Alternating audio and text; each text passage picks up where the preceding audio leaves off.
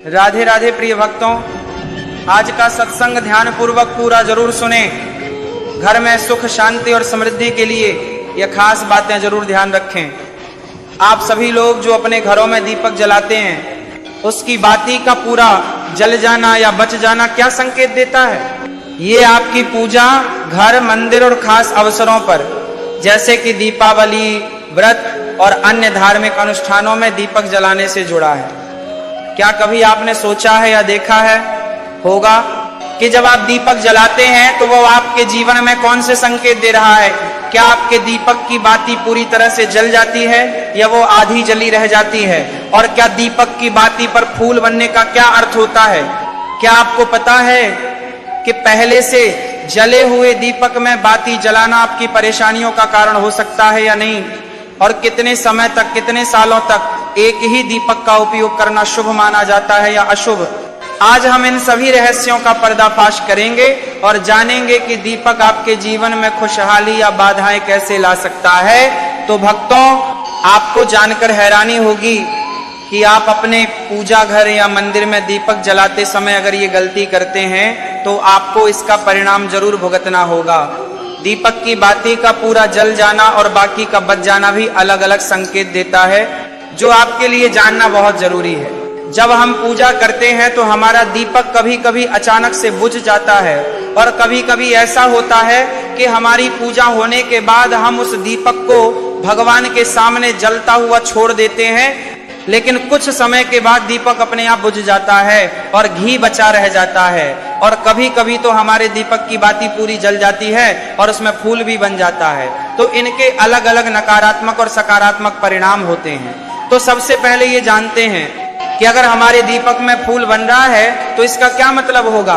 प्रिय मित्रों, अगर हमारे दीपक की बाती में फूल बन रहा है तो इसका सीधा सा मतलब है कि भगवान ने हमारी प्रार्थना को स्वीकार कर लिया है और वह हमारी पूजा से प्रसन्न है। वह इस बात का संकेत बाती में बने इस फूल के माध्यम से देते हैं। अगर आपके घर में दिव्य शक्तियां मौजूद हैं और आपके साथ साथ वह भी ईश्वर की पूजा में अपना ध्यान लगाती हैं, तो आपके दीपक की बाती में एक से ज्यादा फूल बनते हैं और कभी कभी साथ ही किसी भी देवी देवता का रूप भी दिखने लगता है। तो अगर आपके दीपक की बाती में फूल बन रहा है तो आपके दीपक की बाती में फूल बन रहा है, आप सच में बहुत भाग्यशाली हैं। इसी के साथ दीपक जलाने के भी कुछ खास नियम आपको जरूर जानने चाहिए। भक्तों, अगर आप पहले से जले हुए दीपक में अपनी बाती रखकर जलाते हैं तो ऐसा करने से दुर्भाग्य आपका पीछा कभी नहीं छोड़ता। अगर दीपक में पहले से जली हुई बाती की राख या फिर रुई और कालिक है और आपने अपनी बाती इसमें रखकर जला दी तो ऐसा करने से भगवान आपसे प्रसन्न होने की बजाय नाराज हो जाते हैं और आपको इसके बहुत ही भयानक परिणाम देखने को मिलते हैं। आपके बनते हुए काम बिगड़ने लगते हैं, आपकी तिजोरी का धन खर्च होने लगता है और आपके धन आने के सारे रास्ते भी बंद हो जाते हैं। तो हमेशा ये ध्यान रखें कि जब भी आप दीपक जलाएं, आप हमेशा साफ सुथरे दीपक का ही इस्तेमाल करेंगे। दोस्तों, इसी के साथ कुछ लोगों की आदत होती है कि वह हर थोड़े दिन बाद अपने दीपक को बदल देते हैं। इस पर गुरुजी का कहना है कि आप जिस दीपक से पूजा करते हैं उसे कभी मत बदलिए, आप उस दीपक को सिद्ध हो जाने दीजिए। जब कोई दीपक रोजाना भगवान के सामने जलता है तो वह दीपक समय के साथ सिद्ध हो जाता है। भगवान की सकारात्मक ऊर्जा उस दीपक में आ जाती है और जब भी आप वह दीपक जलाते हैं तो आपका तन और मन दोनों पवित्र हो जाते हैं। तो आप हर रोज उस दीपक को साफ कीजिए, फिर उसमें बाती रखकर जलाएं। आप जितनी बार भी दीपक जलाएं उतनी बार उस दीपक को साफ करके बार बार उसी दीपक में बाती जलाएं। लेकिन अगर आप गलती से भी उस दीपक को बदलते हैं तो आपकी तरक्की में रुकावट आ सकती है। इसलिए आप अपने दीपक को कभी भी मत बदलना। 10 साल 20 साल तक आप उसी दीपक में लगातार बाती जलाएं, इससे आपका दीपक सिद्ध हो जाएगा और आप इसका चमत्कार अपने घर में भी देख सकते हैं। अगर आपके घर में कोई भी रोगी हो, बीमार हो या किसी का बुखार नहीं जा रहा हो तो आप इस दीपक को थोड़ी देर के लिए किसी बर्तन में डालिए और अब उस रोगी को ये पानी पिला दीजिए। 10 से 15 मिनट के भीतर उसका बुखार उतर जाएगा। वहीं अगर आपके घर में किसी को नजर लगी हो या फिर आपके व्यापार में किसी की नजर लगी हो, आपका धंधा अच्छे से नहीं चल रहा हो, तो भी आप इस दीपक को तांबे के बर्तन में पानी भरकर उसमें डाल दीजिए और रात भर के लिए छोड़ दीजिए। अगले दिन सुबह पानी का छिड़काव अपने घर में और अपनी दुकान पर करिए। ऐसा करने से आपको साफ साफ परिणाम दिखाई देंगे। क्योंकि जब हम लगातार एक ही वस्तु का प्रयोग अपनी पूजा में करते हैं तो वह वस्तु शुद्ध हो जाती है, भगवान की जो ऊर्जा होती है वह उस वस्तु में समा जाती है। तो कभी भी अपने मंदिर के दीपक को बदलने की गलती ना करें। दोस्तों, अगर आपके मंदिर का दीपक टूट जाता है या फिर खराब हो जाता है या खंडित हो जाता है, तभी आप उस दीपक को बदल सकते हैं। लेकिन फिर भी आप उस दीपक को ना फेंकें, बल्कि इसे अपने घर में संभाल कर रखें, क्योंकि ये भगवान की सकारात्मक ऊर्जा का भंडार होता है। वहीं अब आपको ये भी बता देते हैं कि अगर आपके दीपक की बाती पूरी नहीं जलती है और आपके दीपक में घी बच जाता है तो इसका क्या परिणाम होता है। सबसे पहले ये देखिए कि अगर आप किसी भी पेड़ पौधे की पूजा कर रहे हैं और पूजा में जलाया हुआ दीपक पूरा नहीं जलता या फिर उसमें घी बच जाता है, तो इससे आप के घर में बीमारियां घर बना लेती हैं और ये बीमारी कभी भी आपका पीछा नहीं छोड़ेगी। तो जब भी आप किसी भी पेड़ पौधे या मंदिर के बाहर किसी भी स्थान पर पूजा करें तो ये ध्यान रखें कि उसकी बाती पूरी जले और उसमें घी बचा हुआ ना हो, क्योंकि ये आपकी अच्छी सेहत के लिए बहुत ही अच्छा प्रभाव देगा। वहीं अगर आपके घर के मंदिर में दीपक की बाती पूरी नहीं जलती और पूजा करते समय दीपक बार बार बुझ जाता है, तो जरूर आपके घर में नकारात्मक ऊर्जा का वास है और ये आपकी पूजा में विघ्न डालने का काम करती है। दोस्तों, हमारे घर में अगर कोई बुरी शक्ति होती है या फिर कोई ऐसी ऊर्जा होती है जो ये नहीं चाहती कि आपके घर में भगवान की कृपा हो और सकारात्मक ऊर्जा हो, तो ये आपकी पूजा सफल नहीं होने देती। क्योंकि भक्तों, एक वातावरण में एक ही तरह की ऊर्जा रह सकती है, या तो सकारात्मक या नकारात्मक। जो बुरी शक्तियां होती हैं वह ये कभी भी नहीं चाहती कि आपके घर में देवी देवताओं की कृपा हो। अगर आपके घर में भगवान ने अपनी कृपा की तो उन बुरी शक्तियों और ऊर्जा का प्रभाव खत्म हो जाएगा।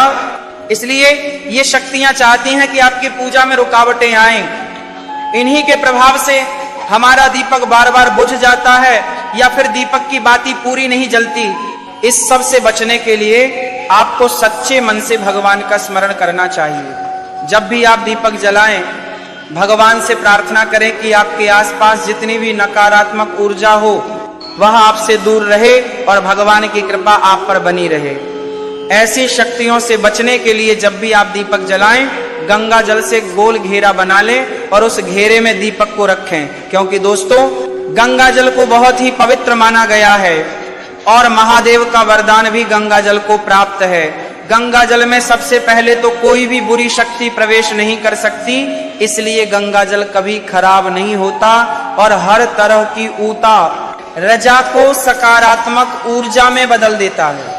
अगर आप गंगा जल से बने गोल घेरे में दीपक को रखेंगे तो ये आपकी पूजा में किसी भी शक्ति को बाधा नहीं बनने देगा और कोई भी नकारात्मक शक्ति आपके दीपक को बुझा नहीं पाएगी। आप निर्विघ्न अपनी पूजा संपन्न कर पाएंगे और देवी शक्तियां भी आपके जीवन में अपनी कृपा और आशीर्वाद बनाए रखेंगी। ये जो हमें दुख मिलते हैं ना, ये पाप के कारण मिलते हैं। लोग मारे मारे घूम रहे हैं दुख मिटाने के लिए, सोचते हैं कोई जादू कर दे, कोई टोना कर दे, कोई जंतर बांध दे, कोई आशीर्वाद दे दे। अरे काहे को पागल हो? यदि तुम अच्छे आचरण करते हो, भगवान का नाम जप करते हो, सन्मार्ग से चलते हो, तो तुम्हें किसी से आशीर्वाद मांगने की जरूरत नहीं। बात मान लीजिए, प्रार्थना मान लीजिए।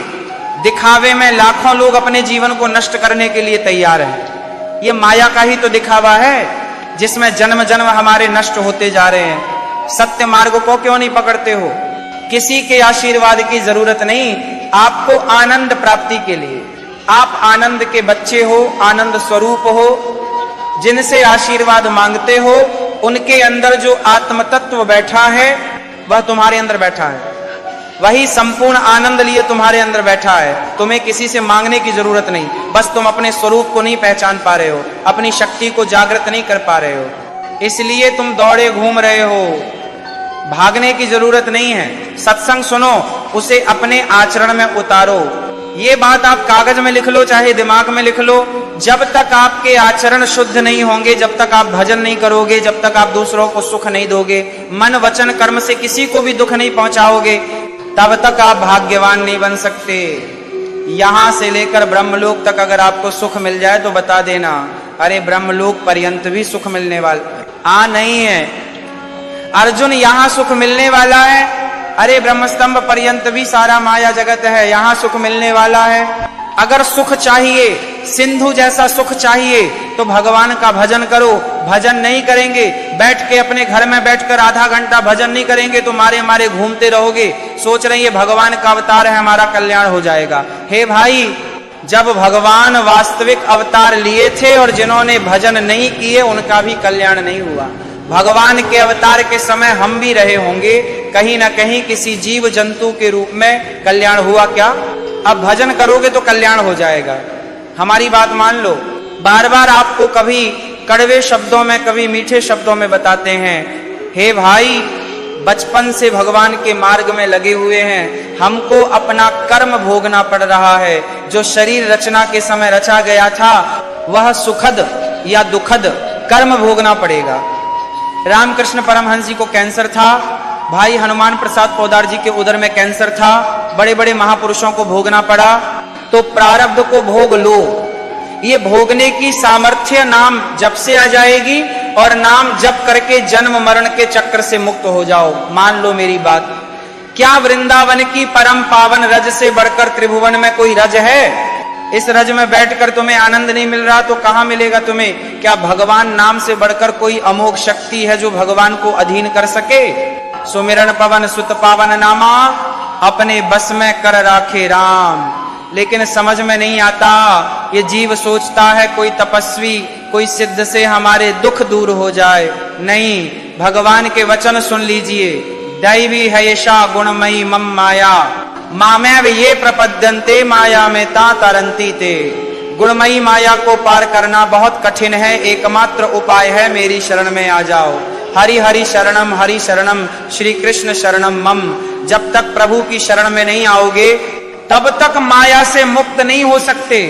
पर समझ में नहीं आता, लोगों को ऐसा लगता है मैं जाऊंगा, आशीर्वाद मिलेगा, मैं सिद्ध हो जाऊंगा, सब दुख नष्ट हो जाएंगे।